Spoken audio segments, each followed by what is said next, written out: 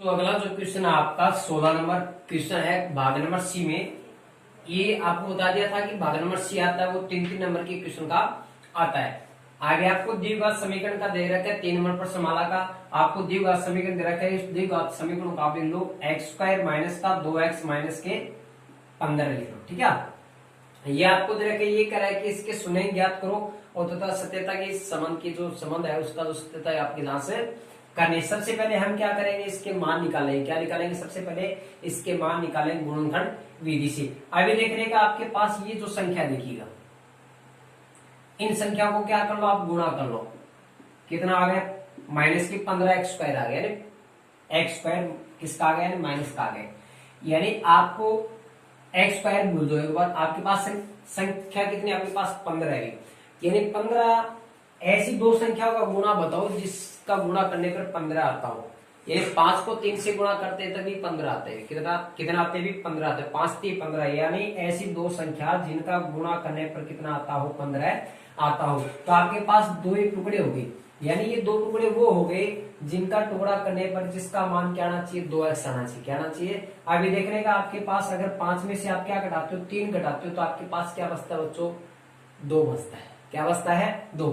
अब बात ये है, जिस तरह से आप ले लिया x², अब बात ये जो 5x है और वो 3x है। 5x को 3x से गुणा कर दिया, इन 5 को 3 से गुणा किया तो कितना आ गया? 15 आ गया। ठीक है, यानी आपको इसके टुकड़े करने हैं। क्या करने हैं? ऐसे टुकड़े करने हैं कि इसका जोड़ करने पर या घटाने पर कितना आना चाहिए? 2 आना चाहिए माइनस का, और इसका गुणा करने पर क्या आना चाहिए? माइनस का 15 आना चाहिए। अभी आपके पास देखो ये जो मान आ रहा है, ये जो मान है वो किस में है? माइनस में। अगर ये मान आपके पास माइनस में हो और आपके पास इन दो संख्याओं में जो बड़ी संख्या होती है वो माइनस की लेनी पड़ती है। किसकी लेनी पड़ती है? माइनस के 5x प्लस के 3x। आप देख लो, आप करके देख लो, आप 3x किसका? 3 किसका है? प्लस का 5 किसका? माइनस का। तो 3 में से 5 घटेगा तो माइनस का 2 बच गया ना। आप 3 को 5 से गुणा कर दो, आपस में 5 3 15 भी हो गया, और माइनस प्लस को गुणा करोगे तो माइनस का 15 भी आ चुका है, और x को x से गुणा करोगे x² होगा। ये इसका गुणनखंड विधि होता है। ठीक है, क्या होता है? गुणनखंड विधि। आगे आपके पास माइनस का 15 है, बराबर में क्या कर दो? 0 कर दो। ठीक है, अभी आपके पास देखो इसमें से क्या निकलेगा? एक x निकलेगा। यानी दो पद बन गए, एक तो पद ये बन गया, दूसरा पद ये। आपको बता देता हूँ कि पहले पद में x निकलता है, दूसरे पद में आपके अचर मान निकलेगा। क्या निकलेगा? अचर का मतलब काउंटिंग नंबर निकलेंगे। ठीक है, और इसमें क्या निकलेगा? ABCD का अक्षर यानी x निकलेगा। आपके पास एक x निकला तो क्या बचा? एक x, इधर x बाहर निकला तो क्या बचा? 5। यहाँ पे निशान किसका है? यानी 1 2 3, 3 नंबर जो संख्या होती है, अगर 3 नंबर संख्या प्लस की है तो ये निशान कभी चेंज नहीं होगा। अगर ये निशान माइनस का तो ये निशान आपका चेंज हो जाएगा। तो आपके पास देखो ये 3 और ये कितने? 15 है। यानी इसमें कौन कौन निकलेगा? 3 निकलेगा, क्योंकि 3 का भाग इसमें जा रहा है, 3 का भाग 15 में भी जा रहा है। तो 3 बार निकलेगा तो आपके पास एक x बचेगा, और 3 5 15। आपको बता दो कि ये ब्रैकेट और ये ब्रैकेट हमेशा क्या रहेगा? एक जैसा रहेगा। तो ब्रैकेट को बाहर निकालो, यानी x माइनस 5 को बाहर निकालो, एक कॉमन है इसमें। आपके पास क्या बचा? x बचा, और आपके पास इधर क्या बचा? 3 बचा, बराबर में 0। तो दोनों को क्या कर दो? 0 के बराबर रख दो। तो देखो यहाँ पे x माइनस का 5 इसको बराबर 0 रखोगे तो क्या आएगा? माइनस का 5 किसमें होगा? प्लस में 5। अब x प्लस 3 बराबर क्या रख दो? आप 0 रख दो। x प्लस का 3 किसमें जाएगा? माइनस का 3। तो आपके पास दो मान प्राप्त हो गए। कितने मान प्राप्त हो गए? दो मान प्राप्त हो गए। एक तो x का मान आ गया 5, और एक x का मान क्या आ गया? माइनस का 3। सत्यता की जांच करनी। सत्यता की जांच करने के लिए आपको बताया था सूत्र, देखो इनके दो मूल हो गए। दो मूल का मतलब इसके मान क्या आ गए? दो शून्यक हो गए। इसको शून्यक क्यों बोलते हैं? x के वो दो मान, यानी x के वो मान जो समीकरण में रखने के बाद में उस समीकरण का मूल मान क्या हो जाता है? शून्य हो जाता है। इस कारण को क्या बोला जाता है? शून्यक बोला जाता है। आगे देखिएगा, सत्यता की जांच करने के लिए दो सूत्र है। एक तो है शून्यकों का योगफल और एक है शून्यकों का गुणनफल। तो इसके माना दो शून्यक।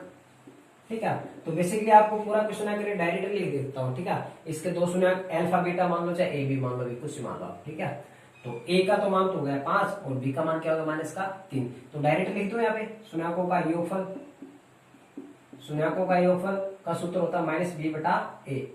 अब बता देता हूँ, ये जो मान आता है वो समीकरण से आता है, और ये मान कहां से आता है? जो आपने मान निकाले, ये मान कहां से आएगा? शून्यकों का योगफल। किसका योगफल? जो मान निकले थे ना उसका, 5 और 3, 5 और माइनस का 3 का क्या कर दो? योगफल कर दो। इस योगफल का मतलब ये नहीं कि योग होगा, वो इसके निशान पे डिपेंड करेगा।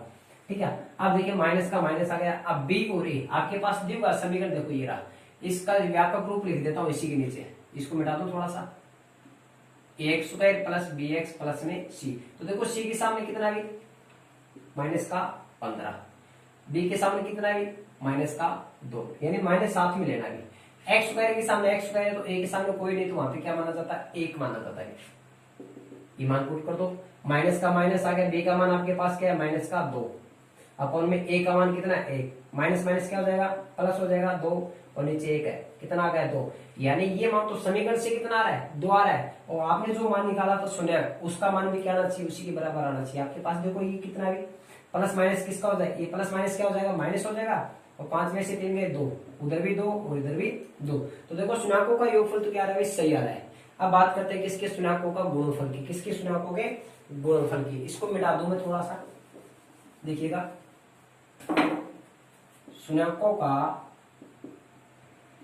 गुणनफल बराबर होता है सी बटा ए, उसमें होता है बी बटा ए और इसमें होता है सी बटा ए। वो माइनस का होता है, ये किसका होता है प्लस का होता है। तो शुन्याकों का गुणनफल कौन से शुन्याक 5 और -3 को क्या करना है आपको गुणा करना है, क्या करना है गुणा। इधर आएगा समीकरण से मान, सी का मान देखो माइनस के 15 है और ए का मान आपके पास 5 को 3 से गुणा करो, 5 3 15, ये प्लस का और ये माइनस का, प्लस माइनस को गुणा करो किसका आएगा माइनस का आएगा, और -15 में 1 का भाग लो माइनस का 15। ये आपके समीकरण के शून्यक के मान थे उसके समझ की स्थिति की जांच हो चुकी है। स्थिति में जो एपी का प्रश्न है योगफल का, ठीक है, बहुत अच्छा सिंपल सा प्रश्न देखिएगा।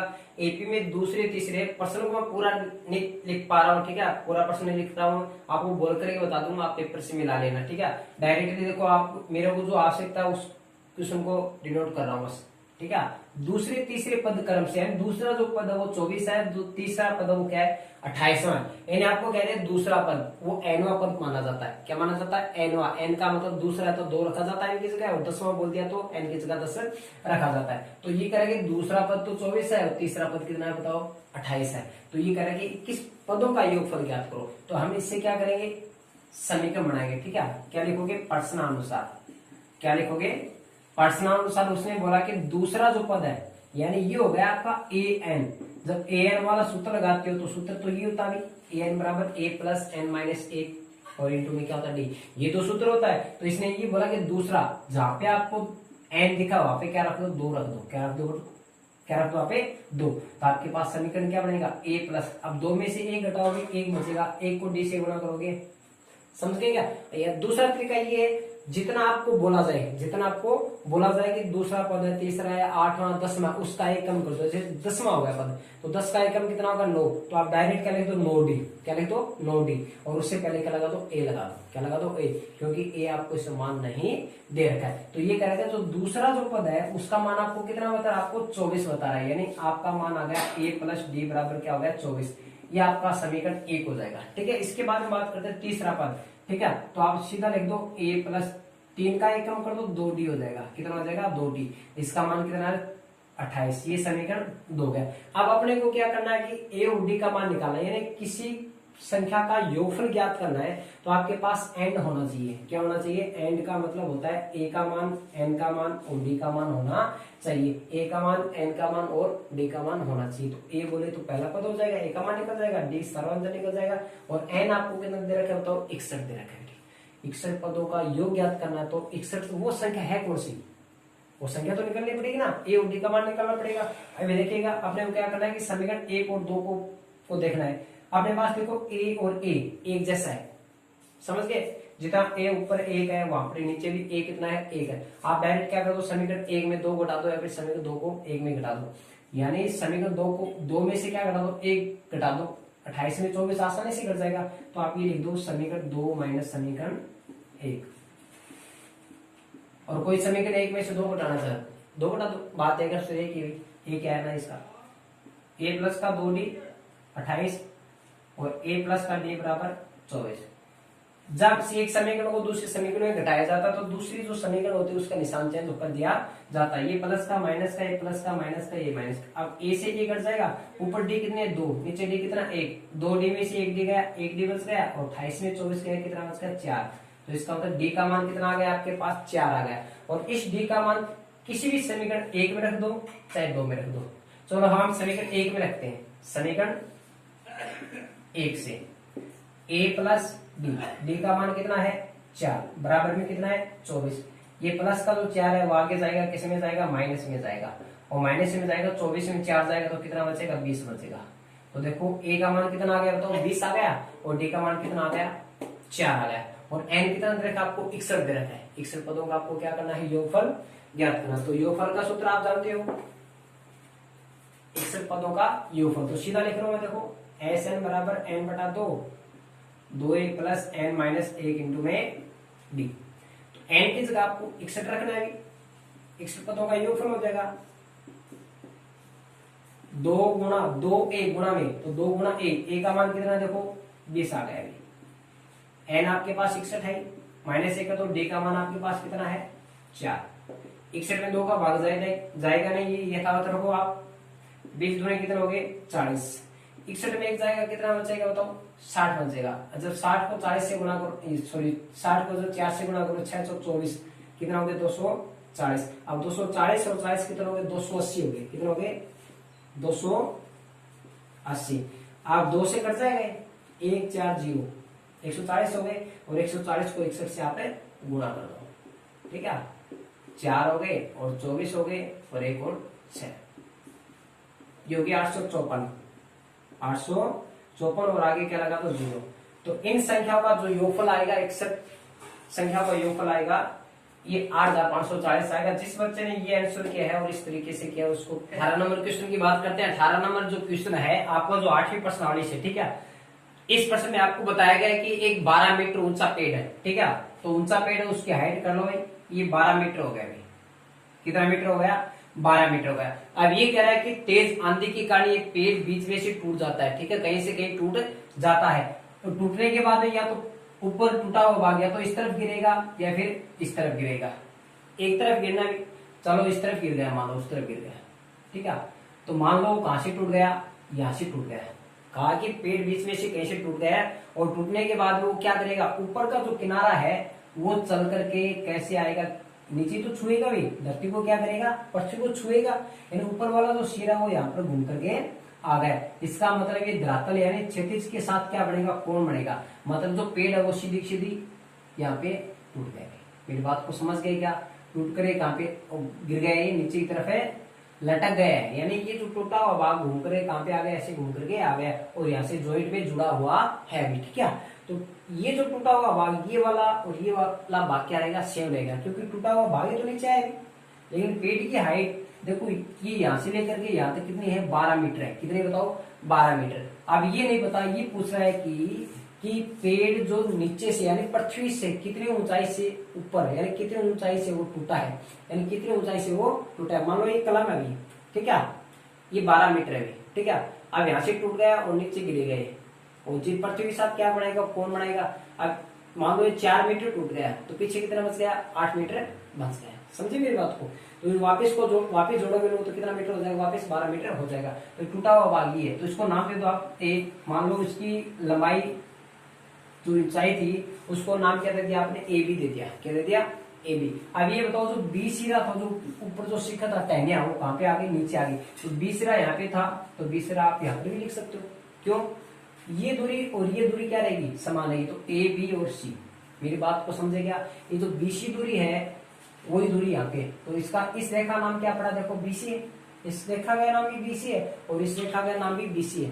आप ये भ्रमित मत होना कि सर जी ने यहाँ पे बीसी 2 बार लिख दिया, बी को 2 बार लिख दिया, यानी जितनी बीसी थी वो पेड़ वो है जो ऊपर से टूट करके नीचे आया है, तो नाम तो चेंज नहीं होगा, ऊपर पेड़ है अभी टूटा हुआ भाग है। अब ये कहते हैं वहां से ऊपर क्या टूटा है अभी पेड़ टूटा है, क्या टूटा है पेड़ टूटा है। अब नीचे गिरने के बाद ये तो नहीं कि उसकी ट्रेन बन जाएगी, ट्रेन नहीं बनेगी ना, टूटा हुआ भाग है, ठीक है।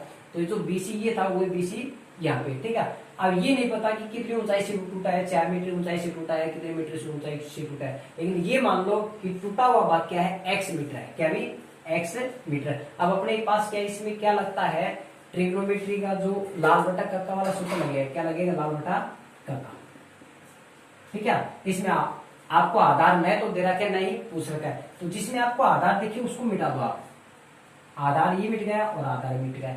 पहले साइन आता है, फिर कोस आता है, फिर टेन आता है। तो कोस टेन का तो मिट गए, आपके पास बचा किसका, साइन का बचा। किसका बचा, साइन। लंब बटे कर्ण, लंब बटे कर्ण। अब ये देखो बीसी एक्स था, तो ये बीसी भी क्या रहेगा आपका, एक्स रहा। ये टूटा हुआ भागी तो है, ये एक्स मीटर है। अब अपने को लेना है कि इसकी जो लंबाई है, इसकी लंबाई आपको 12 मीटर नहीं लेनी है। इसकी लंबाई तो देखो 12 मीटर पूरी थी भी, जिसमें ये पेड़ टूट के नीचे आ गया। इसमें जो लंबाई है वो एसी है, जो कोण बन रहा है यहाँ पे थीटा, यानी थीटा किसके साथ बनेगा, पृथ्वी के साथ बनेगा। और ये कह रहा है कि प्रश्न में आपको 30 डिग्री का कोण बना रहा है। वो पेड़ कितना बना रहा है, 30 डिग्री का कोण बना रहा है। तो अपने को क्या लिखना है, देखो यहाँ से एसी क्या भी, ये मान लो ए बी बराबर 12 मीटर। ये क्या है, पेड़ की ऊंचाई है। ये क्या है, पेड़ की ऊंचाई, समझ गए। इसके बाद देखो जो एसी है, एसी है वो कितना है, 12 माइनस एक्स हो जाएगा। तो देखो ये पूरी हाइट 12 थी, जिसमें एक्स टूट गया तो पीछे कितना बच गया, 12 माइनस एक्स ही तो बचा है। तो 12 माइनस एक्स मीटर हो जाएगा। अब अपने पास सूत्र है लंब बटे कर्ण, यानी लंब बटे कर्ण लगता है साइन थीटा में। तो साइन थीटा बटा लंब बटे, तो साइन थीटा कितना आपके पास, 30 डिग्री है। लंब क्या आपके पास, 12 माइनस एक्स। तो इसकी लंबाई हाइट आपको 12 नहीं लिखनी है, 12 तो पूरी पेड़ की थी, और टूटा हुआ गिर गया तो पूरी थोड़ी रहेगी वो, कुछ ना कुछ बचा है, 7 बचा है, 5 बचा, जो भी बचेगा हमने अपने को बताना है, ठीक है। तो 12 माइनस एक्स हो गया, कर्ण क्या इसका, एक्स है। और साइन 30 का मान क्या होता है, ये बटा 2 होता है। इसका क्रॉस गुणा कर दो, एक्स को 1 से गुणा करोगे एक्स आएगा। ये देखो डायरेक्ट गुणा कर रहा हूँ, 12 दूनी 24, और 2 का 1 से गुणा करता हूँ, 2x हो जाएगा। समझ गए। अब देखो माइनस का 2x इधर आएगा तो जुड़ जाएगा, 3x हो गए, और 3 इसके भाग में जाएगा, 24 में जैसे 3 का भाग लगेगा तो 8 मीटर। यानी x का जो मान आया 8 मीटर है, और x वो मान है जो टूटा हुआ भाग था। लेकिन प्रश्न में ये पूछा है कि पेड़ कितनी ऊंचाई से टूट गया है, पेड़ कितनी ऊंचाई से टूट गया है। जिस तरह से ये मान लो टूटा हुआ भाग ये 8 मीटर ही तो ना टूटा हुआ भाग, तो 8 मीटर टूट गया, नीचे गिर गया। अब टूटने के बाद में ये जो भाग है, ये पृथ्वी का, ये जो सॉरी ये क्या पेड़ के जड़ है ना, पेड़ का जो धरातल हो गया, और ये इसकी ऊंचाई होगी। तो ये कह रहा है कि नीचे से कितनी ऊंचाई से जाकर के टूट गया। तो देखो ये x का मान आपके पास 8 मीटर आया। अब पूरा 12 मीटर है, 12 में से क्या घटा दो, 8 मीटर घटा दो। ये जो 8 मीटर है ये यहाँ से हट गया, आपके पास पीछे कितना बच गया, 12 में से क्या घटाओगे, 8 घटाओगे, तो 4 मीटर की ऊंचाई से टूट गए बच्चों, ठीक है। तो आपको क्या करना है, वह ऊंचाई जहां से पेड़ टूटे गया, तो 12 माइनस 8 कर दो, ये क्या आ जाएगा, 4 मीटर आ जाएगा। जिस बच्चे का आंसर 4 मीटर है उस प्रश्न आपका देखो ज्योमेट्री से संबंधित है, ज्यामिति से संबंधित है, ठीक है। इसमें आपको क्षेत्रफल से संबंधित प्रश्न में रखा है कि इस प्रश्नों को आप पढ़ लेना पेपर के अंदर, ठीक है। ये करेंगे जो बीसी ए के आधार, ठीक है। जिस तरह से एक नींव है, नींव के ऊपर एक मकान होगा, उसी मकान के ऊपर एक मकान, उसी ऊपर एक मकान, उसको बोला जाता है ए के आधार, ठीक है। तो इसका जो बीसी एक आधार है, और इसी आधार पे 2 त्रिभुज बन गए जिसका नाम है एबीसी, और एक हो गया बीडीसी। दूसरी बात ये कह रहा है कि जो बीसी है और एडी आपस में काट रही है, ठीक है, और जहां पे काट रही है उस बिंदु का नाम होगा ओ बिंदु, ठीक है, यानी ओ पर प्रतिच्छेद कर रही है। अपने को ये सिद्ध करना है, ठीक है। मैं आपको दिया में आप लिख लोगे कि बीसी पे 2 त्रिभुज बने हुए, ठीक है, और एसी एडी और बीसी एक दूसरे पे ओ पर काट रही है, इसमें दिया हुआ लिखना है। सिर्फ आपको क्या करना वो देखना, सिद्ध क्या करना है, ये सिद्ध करना है। त्रिभुज एबीसी डायरेक्ट लिख दो, चाहे एरिया इंग्लिश ये लिख दो छोटा वाला, एरिया ऑफ त्रिभुज, और एरिया ऑफ त्रिभुज डीबीसी, बीडीसी लिख दो, चाहे डीबीसी लिख दो, बराबर ओ ए बटा में ओ डी सिद्ध करना बच्चों, ठीक है। एकदम सिंपल सा क्वेश्चन है, 3 नंबर बहुत सिंपल क्वेश्चन है, ठीक है। अपने को बता देता हूँ कि जो त्रिभुज का जो क्षेत्रफल होता है वो होता है a बटा 2 आधार गुणा ऊंचाई, ये आपको याद रखना है। त्रिभुज का जो क्षेत्रफल होता है a बटा 2 आधार गुणा ऊंचाई, और ये जो सूत्र लगता है उस त्रिभुज में लगता है जिसमें एक कोण क्या हो, 90 डिग्री का होता हो, जिसमें ये आधार होता है और ये क्या होती है, इसकी ऊंचाई होती है। तो आपके सामने 2 त्रिभुज है, देखिए एक तो त्रिभुज है एबीसी, और दूसरा त्रिभुज आपका बीडीसी। समझ गए क्या। अपने को देखो जो बीडीसी और दूसरा आपका एबीसी, समझ गए क्या। इन दोनों त्रिभुजों को क्या कर दो, आप एक समरूप सिद्ध करना चाहते हो समरूप सिद्ध कर लो, ठीक है, और डायरेक्टली इसका मान निकालना चाहते हो उसका मान निकाल लो, ठीक है।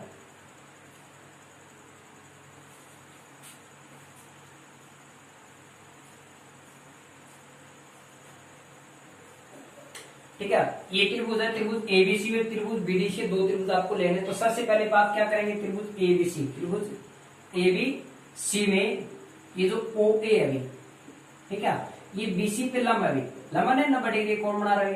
अब ये लंब है तो देखो ये इसका आधार हो गया, ठीक है, आधार हो गया आपका बीसी, क्या हो गया बीसी, और ओ ए है ये आपका लंब हो गया, क्योंकि ये 90 डिग्री का कोण बना है। तो इसका बीसी आधार रहेगा, इसकी हाइट क्या रहेगी ओ ए रहेगी, ठीक है। तो आपको क्या लिखना, त्रिभुज एबीसी में ओ ए लंब क्या है बीसी। अतः क्या करोगे, त्रिभुज एबीसी का क्षेत्रफल, त्रिभुज एबीसी का क्षेत्रफल 1/2 आधार गुणा ऊंचाई। तो 1/2 आधार क्या हो गया इसका बीसी हो गया, और ऊंचाई क्या हो गई आपकी ओ ए हो गया। इसको समीकरण 1 दे दो। इसी प्रकार 2 नंबर समीकरण या 2 नंबर जो त्रिभुज है वो कौन सा, देखो नीचे वाला है बीडीसी वाला, कौन सा है त्रिभुज बीडीसी वाला, त्रिभुज बीडीसी का क्षेत्रफल इसमें वही करना है। यानी पहले तो लिख दो त्रिभुज बीडीसी में ओडी है वो किस पे लंब है, बीसी पे लंब है, ठीक है। तो आपको क्या करना है, एरिया ऑफ त्रिभुज बीडीसी, यानी बीडीसी का क्षेत्रफल आ जाएगा 1/2 आधार गुणा ऊंचाई। तो आधार इसका भी आधार प्रश्न में पहले से बोल रखा है कि बीसी ए के आधार बीसी पर बढ़े हुए, तो दोनों का आधार बीसी रहेगा, क्या रहेगा बीसी, और इसकी जो ऊंचाई हो जाएगी ओडी हो जाएगी, क्या हो जाएगी ओडी। समीकरण 1 व 2 अपने को ज्ञात कर क्या करना है, इसको अनुपातों के रूप में ज्ञात करना है। ये कह रहा है कि एबीसी के बटा में क्या होना चाहिए बीडीसी, यानी एबीसी में भाग किसका लगा दो बीडीसी का। मतलब ये कह रहा है कि समीकरण 1 में समीकरण 2 का भाग है लगा दो। जैसे समीकरण 1 में 2 का भाग लगाओगे तो देखो आपके पास क्या आएगा, एरिया ऑफ त्रिभुज एबीसी और एरिया ऑफ त्रिभुज बीडीसी आ जाएगा, ठीक है। तो ऊपर आपके पास क्या है 1/2 बीसी गुणा ओ ए हो गया, और इधर देखो आपके पास 1/2 बीसी गुणा ओडी। तो आपके पास देखो 1/2 से 1/2 कैंसिल हो जाएगा, बीसी से बीसी कैंसिल हो जाएगा। तो बताओ क्या बचा आपके पास, ओ ए बटा में ओडी बच गया, और लेफ्ट साइड में आपके ई हो गया, ठीक है। ये आपका सीधे हो चुका है बच्चों।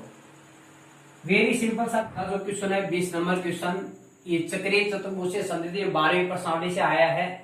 और बता देता हूं कि 12.3 जो प्रश्नमाला है इसका 3 नंबर एग्जाम्पल है। अभी 12.3 से पहले 3 नंबर एग्जाम्पल है। ये प्रश्न आपको कराया भी था, काफी बार कराया गया था बच्चों। अभी देखने का अपने कोई क्वेश्चन, अब आपको सिर्फ क्या करना, देखो क्या दे रखा आपको दिया में, तो आप लिख लोगे कि चक्रीय चतुर्भुज एबीसीडी दे रखे, ठीक है। जबकि उसमें ए बी बराबर ए सी बराबर A D, A B A C A D दिख रहा है सभी को। ये क्या है, एक वर्त की त्रिज्या, और आप जानते हो कि एक ही वर्त की सभी त्रिज्या क्या रहती है, बराबर रहती है। आपको सिर्फ ये करना है कि बी ए डी बराबर 2 कोण बीडीसी प्लस सीबीडी दोनों कोणों का योगफल के दोगुने के बराबर आपको सिद्ध करना है। इस प्रश्न को सिद्ध करने से पहले अपने को ये ज्ञान होना चाहिए कि 12वीं प्रश्नावली से समय उसकी जो चाप के द्वारा केंद्र पे बनाया गया कोण होता है उसकी परिधि पे बनाए गए कोण का दुगुना होता है। ये 12.8 पर में। तो अपने को देखो ये सिद्ध करना है बी ए डी। आपके पास देखो कोण बी ए डी, ये होगा बी ए डी, मतलब इस पूरे कोण की बात कर रहा है, समझ गए। अब देखो बी डी सी, ये आपका बी डी सी। अब देखो बी डी सी अभी मिला हुआ नहीं है, इसका मतलब आपको मिलाना पड़ेगा इसको, और ये रचना में आ जाएगा। किस में आ जाएगा, तो आपको क्या करनी पड़ेगी, रचना करनी पड़ेगी। क्या करनी पड़ेगी, तो रचना है बी व, यानी आपको ये भी मिलाना पड़ेगा। अभी